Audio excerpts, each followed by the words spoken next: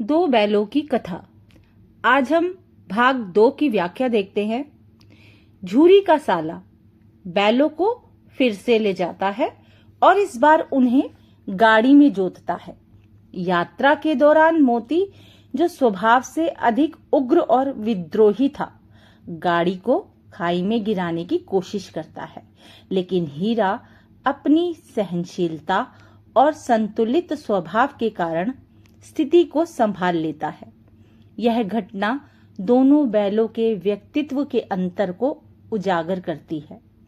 शाम को जब बैल नए घर पहुंचते हैं तो झूरी का साला उनकी शरारत के लिए उन्हें मोटी रस्सियों से बांध देता है और मारकर सजा देता है। यह उनके स्वाभिमान और आदर के लिए बड़ा आघात था। झूरी ने कभी उन्हें इस तरह छुआ तक नहीं था। उसकी आवाज भर से वे काम करने के लिए तत्पर हो जाते थे। झूरी के स्नेह और सम्मान के अभ्यस्त ये बैल अब इस कठोर व्यवहार और अपमान को सहन नहीं कर पा रहे थे। इस पर उन्हें फिर वही सूखा भूसा दिया गया, जबकि झूरी के पास रहते हुए वे खली और चूनी जैसे पोषण युक्त आहार पाते थे। उनका यह अपमान और अनुचित व्यवहार उनके लिए असहनीय हो गया। नांद की तरफ देखने तक की उनकी अनिच्छा यह दिखाती है कि वे न केवल शारीरिक बल्कि मानसिक रूप से भी आहत थे। प्रस्तुत पंक्तियों में बैलों की सहनशीलता, विद्रोह और उनके भीतर का संवाद एक मानवीय नजरिए से प्रस्तुत किया गया है। जब गया ने बैलों को हल में जोता तो उन्होंने जैसे पांव ना उठाने की कसम खा ली। यह उनके भीतर जमा हुए अपमान और क्रोध का सीधा संकेत था। गया ने उन्हें मारकर काम पर लगाने की कोशिश की, लेकिन दोनों बैलों ने हिलने से इनकार कर दिया। हीरा और मोती के स्वभाव का अंतर और उस समय स्पष्ट हो गया जब गया ने हीरा की नाक पर डंडे मारे। मोती का गुस्सा इस अत्याचार को सहन नहीं कर सका और वह हल लेकर भाग खड़ा हुआ। इस विद्रोह में हल, रस्सियां, जुआ सब टूट गए। हालांकि मोटी रस्सियों के कारण दोनों पकड़े गए। पकड़े जाने के बाद हीरा और मोती के बीच जो बातचीत होती है वह उनके व्यक्तित्व और आदर्श को दर्शाता है।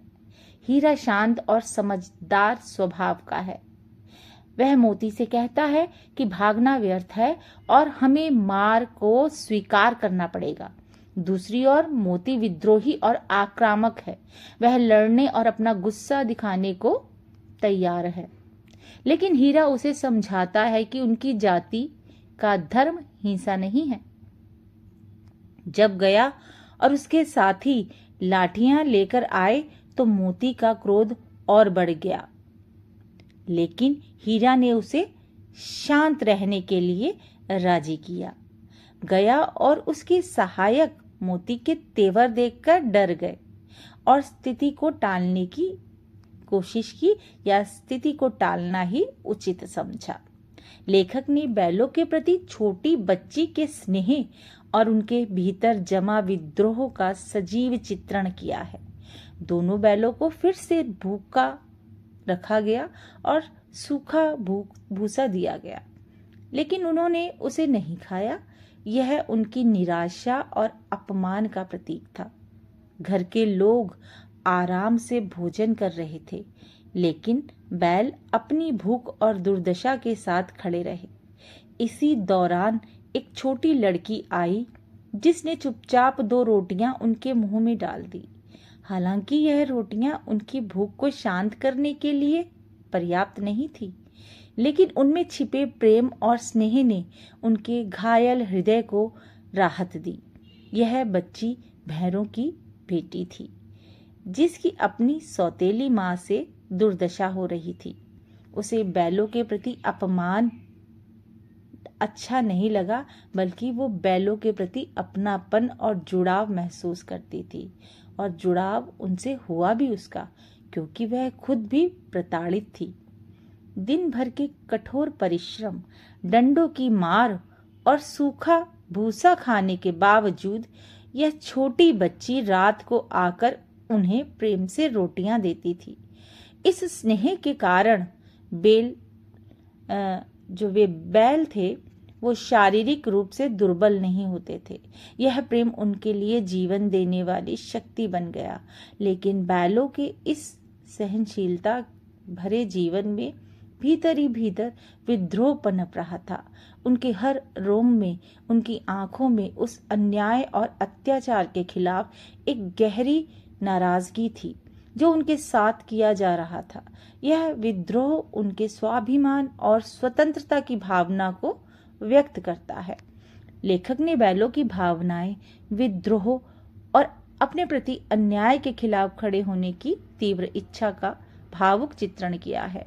मोती, जो स्वभाव से विद्रोही और आक्रामक है, हीरा से कहता है कि अब वह अन्याय सहन नहीं कर सकता। वह किसी को सींगों पर उठाकर फेंकने की योजना बनाता है, लेकिन हीरा, जो शांत और विवेकशील है, उसे यह याद दिलाता है कि ऐसा करने से उस लड़की पर असर पड़ेगा जो रोज उन्हें रोटियां खिलाती है। वह लड़की अपने परिवार में पहले से ही अनाथ जैसी स्थिति में है और उसका भविष्य खतरे में पड़ सकता है। मोती मालकिन पर हमला करने का सुझाव देता है क्योंकि वही उस लड़की को प्रताड़ित करती है, लेकिन हीरा उसे समझाता है कि औरतों पर हमला करना उनकी जाति के धर्म के खिलाफ है। जब मोती अपनी विद्रोही स्वभाव के साथ आगे बढ़ने की बात करता है तो हीरा उसे एक सुझाव देता है, भागने का।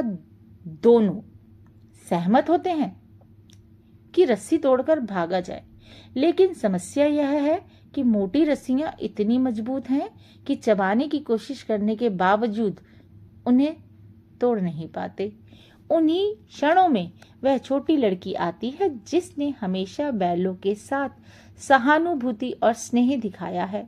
बैलों का लड़की को देखकर सिर झुकाना और उसके हाथ चाटना उनके गहरे आभार और प्रेम को दर्शाता है। लड़की बैलों की दुर्दशा को समझते हुए उन्हें आजाद कराने का निर्णय लेती है। वह उन्हें बताती है कि घर में सलाह हो रही है कि उनकी नाक में नाथ डाल दी जाए, जो उनके लिए और अधिक पीड़ादायक होगा।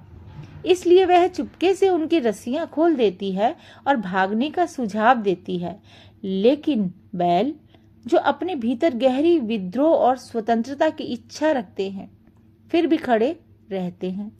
शायद लड़की के प्रति अपने स्नेह और उसकी भलाई का विचार उन्हें आगे बढ़ने से रोक देता है। लेखक ने हीरा और मोती के बीच बातचीत और उनके भागने के बाद की घटनाओं को बेहतर, सजीव और मानवीय दृष्टिकोण से प्रस्तुत किया है। जब लड़की ने बैलों को आजाद किया तो मोती उत्सुक था कि वे तुरंत भाग जाए, लेकिन हीरा ने उसे याद दिलाया कि अगर वे भाग गए तो इस अनाथ लड़की पर आफत आ सकती है। लड़की के प्रति उनकी सहानुभूति और कृतज्ञता उन्हें तुरंत निर्णय लेने से रोकती है, लेकिन जैसे ही लड़की ने चिल्लाकर लोगों को आवाज दी कि बैल भाग रहे हैं, हीरा और मोती का विद्रोही स्वभाव जाग गया। वे तेजी से भागने लगे। गया ने उनका पीछा करने की कोशिश की, लेकिन बैलों की गति और अधिक बढ़ गई। जब गया मदद लेने के लिए गांव के लोगों के पास लौटा, तब दोनों को भागने का अच्छा मौका मिल गया।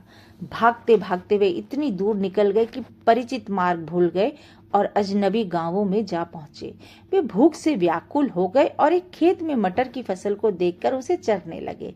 इस दौरान उनकी सतर्कता बनी रही, क्योंकि वे जानते थे कि कोई उन्हें पकड़ने आ सकता है। खेत में पेट भरने के बाद दोनों ने पहली बार आजादी का अनुभव किया। वे खुशी से उछलने कूदने लगे, जो उनके स्वतंत्रता के उत्साह और नए जीवन के आनंद को दर्शाता है। खेल खेल में जब उन्होंने सींग मिलाए तो मोती ने अपनी ताकत दिखाते हुए हीरा को पीछे धकेल दिया, जिससे वह खाई में गिर गया। यह घटना उनके रिश्ते की गहराई को दर्शाती है, जिसमें दोस्ती के साथ हल्का फुल्का मनमुटाव भी है। लेकिन हीरा ने भी मोती को चुनौती दी और खेल में झगड़े की संभावना बनने लगी। मोती ने स्थिति को भांपकर झगड़े से किनारा कर लिया। यह सब दिखाता है कि मोती विद्रोही होने के बावजूद समझदार भी है और अपने साथी के साथ गहरा जुड़ाव रखता है। भाग 2 यहीं समाप्त होता है। अगली कक्षा में भाग 3 की व्याख्या देखेंगे।